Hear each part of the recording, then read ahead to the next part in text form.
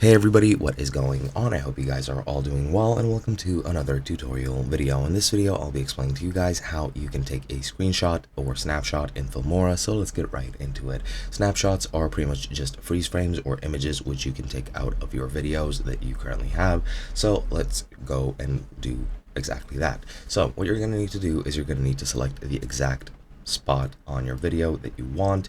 So for example, let's say I want to freeze frame this, and you can do it in two different ways. Now you have your keyboard shortcuts depending on your system, but you also have this button right over here, which is the camera icon, where you can just click on it and save a snapshot just like that. And now we have that exact snapshot or freeze frame right over in our media window or tab. Now you can also do this, as I've mentioned, using keyboard shortcuts on PC or on Windows. It is Control Alt S, as you can see here. So if I do that, as you can see, it has been added again, but on Mac it is of course most likely going to be different, so I'm not exactly sure what it is on Mac.